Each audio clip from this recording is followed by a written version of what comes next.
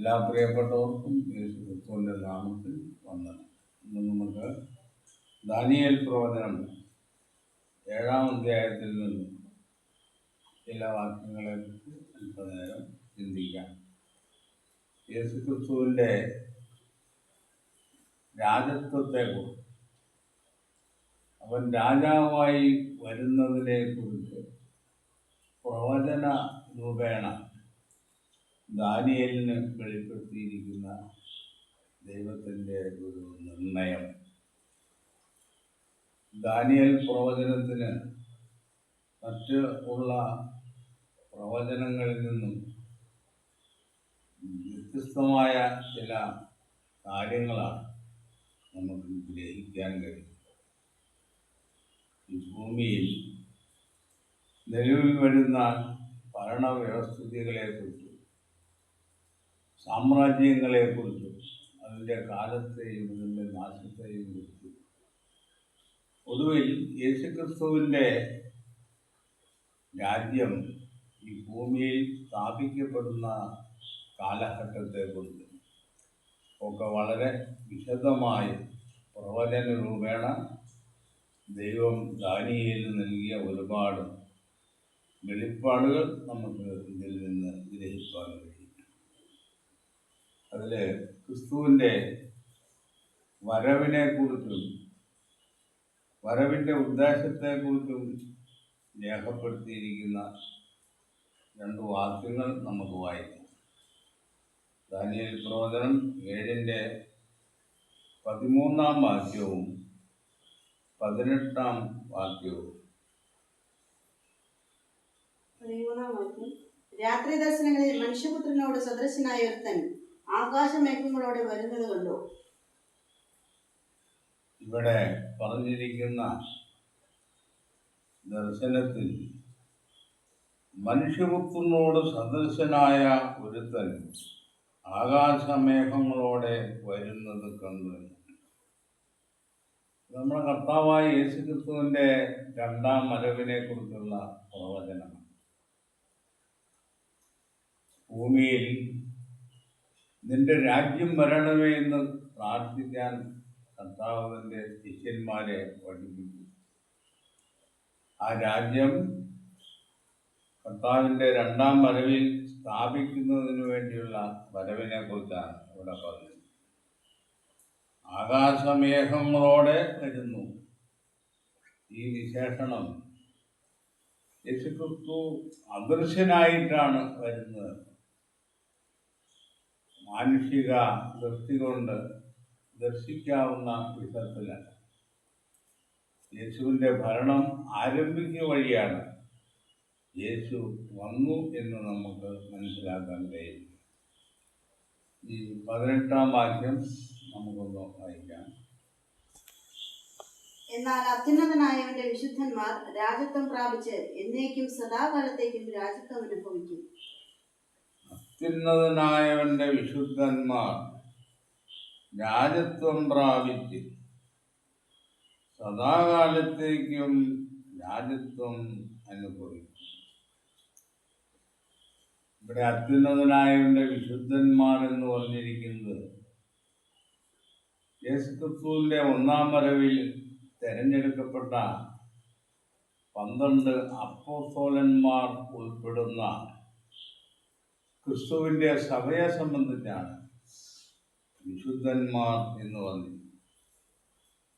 അവർ 1-ാം വരവിൽ തന്നെ കർത്താവ് ഈ വിശുദ്ധന്മാരെ വിളിച്ച് വേർതിരിക്കുകയാണ്. 2-ാം വരവിൻ്റെ പ്രാരംഭഘട്ടത്തിൽ തന്നെ ഈ വിശുദ്ധന്മാർ പുനരുത്ഥാനം പ്രാപിച്ച് ആത്മശരീരികളായി സ്വർഗത്തിൽ യേശുക്രിസ്തുവിനൊപ്പം ആയിത്തീരും എന്നുള്ളതാണ്. അതോടുകൂടി ക്രിസ്തുവിൻ്റെയും സഭയുടെയും ഭരണം, ആ സ്വർഗീയ ഗവൺമെൻറ്റിൻ്റെ ഭരണം ഈ ഭൂമിയിൽ മനുഷ്യവർഗത്തിന് അനുഭവിക്കുവാൻ കഴിയും. അപ്പോൾ ദാനിയേലിനെ സംബന്ധിച്ചിടത്തോളം യേശുക്രിസ്തുവിൻ്റെ 1-ാം വരവിനെ കുറിച്ചും 2-ാം വരവിനെ കുറിച്ചും വ്യക്തമായ ദൈവത്തിൻ്റെ പ്ലാനുകൾ ദാനിയേലിൻ്റെ ആഗ്രഹപ്രകാരം ദൈവം വെളിപ്പെടുത്തി കൊടുത്തതാണ്. പക്ഷേ ഇതിൻ്റെ അർത്ഥമൊന്നും ദാനിയേലിന് പൂർണ്ണമായും ഗ്രഹിക്കാൻ കഴിഞ്ഞില്ലെന്നാണ്. ഇത് അന്ത്യകാലത്തേക്ക് വെളിപ്പെടേണ്ട സത്യമായിട്ട് ദാനിയേലിന് മുൻ അറിയിക്കപ്പെട്ടു എന്നുള്ളതാണ്. അന്ത്യകാലം എന്ന് പറയുന്നത് യേശുവിൻ്റെ ഒന്നാം വരവിൻ്റെ പ്രാരംഭഘട്ടമാണ്. അന്ന് യേശു സംസാരിച്ചത് ദൈവത്തിൻ്റെ പ്ലാനുകളെയാണ്. ഈ അന്ത്യകാലത്ത് പുത്രൻ മുഖാന്തരം നമ്മോട് അരുളി ചെയ്തിരിക്കുന്നു ദൈവത്തിൻ്റെ നിർണയങ്ങളെക്കുറിച്ച് വിപുലമായ ആശയങ്ങളാണ് കർത്താവ് നമുക്ക് നൽകുന്നത്. അപ്പോൾ ഇവിടെ പറയുന്ന ഈ രാജ്യത്വം അത് യേശുക്രിസ്തുവിൻ്റെ രാജ്യത്വമാണ് എന്നുള്ളതിൻ്റെ ഒരു തെളിവ് നമുക്ക് ലൂക്കോസിൻ്റെ സുവിശേഷം ക്രിസ്തുവിൻ്റെ ജനനത്തോട് അനുബന്ധിച്ച് ഗബ്രിയേൽ മറിയാമിനോട് പറയുന്ന ഭാഗത്ത് ക്രിസ്തുവിൻ്റെ രാജ്യത്തെക്കുറിച്ചും രാജത്വത്തെക്കുറിച്ചും ദാനിയേലിന് നൽകിയ ആ പ്രവചനത്തിൻ്റെ അടിസ്ഥാനത്തിൽ ഒരു വാക്ക് നമുക്ക് പരിശോധിക്കാം. 2:33 അവൻ യാക്കോബ് ഗ്രഹത്തിന് എന്നേക്കും രാജാവായിരിക്കും, അവന്റെ രാജ്യത്തിന് അവസാനം ഉണ്ടായിരിക്കില്ല എന്ന് പറഞ്ഞു. അവിടെ ഇസ്രായേലിൻ്റെ രാജാവിനെ യാക്കോബ് എന്ന് പറഞ്ഞാൽ ഇസ്രായേലാണ്. ഇസ്രായേലിൻ്റെ രാജാവായിരിക്കേണ്ടുന്നവൻ എന്നാണ്. ഇസ്രായേലിന് മാത്രം രാജാവായിരിക്കുന്നതിന് വേണ്ടിയിട്ടല്ല യേശുക്രിസ്തു ജനിച്ചിരിക്കും. ഇസ്രായേൽ ഒരു നിമിത്തം മാത്രമായിരിക്കും. യേശുക്രിസ്തുവിൻ്റെ ഒന്നാം വരവും രണ്ടാം വരവും അത് ഇസ്രായേലിനോട് ബന്ധപ്പെട്ടിട്ടുള്ളത് തന്നെയാണ്. അപ്പോൾ ഇസ്രായേലുമായി ബന്ധപ്പെട്ടതുകൊണ്ടാണ് ഇങ്ങനെ എഴുതിയിരിക്കുന്നത്. എന്നേക്കും രാജാവായിരിക്കും. ദാനിയേൽ പ്രവാചകൻ ഒരുപാട് രാജാക്കന്മാരുടെ ചരിത്രത്തെക്കുറിച്ചും ആ രാജ്യങ്ങളുടെ ഉദയത്തെക്കുറിച്ചും അതിൻ്റെ നാശത്തെക്കുറിച്ചും രേഖപ്പെടുത്തുന്നു. പക്ഷേ ക്രിസ്തുവിൻ്റെ രാജ്യത്വം അതിന് അവസാനമുണ്ടാകുകയില്ലെന്നാണ്. ബാക്കിയുള്ള എല്ലാ സാമ്രാജ്യങ്ങളും ഉദിക്കുകയും അസ്തമിക്കുകയും ചെയ്തു. ക്രിസ്തുവിൻ്റെ സാമ്രാജ്യം, ക്രിസ്തുവിൻ്റെ ഭരണകൂടം അത് അവസാനമുണ്ടാകുകയില്ല. അത് സദാകാലത്തേക്കും നിലനിൽക്കുന്നതും ഈ രാജ്യത്വങ്ങളെല്ലാം അടക്കി ഭരിക്കുന്നതുമായിരിക്കുമെന്നാണ് ദാനിയേലിനോട് പറഞ്ഞു.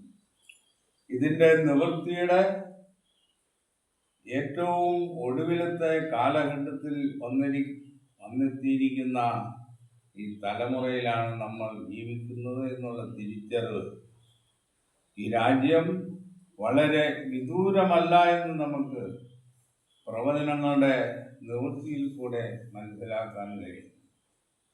അതുകൊണ്ട് ദൈവത്തിൻ്റെ വചനം, പഴയതും പുതിയതുമായ നിയമങ്ങൾ നമുക്ക് നൽകുന്ന ഉറപ്പും പ്രത്യാശയും വളരെ വലുതാണ്.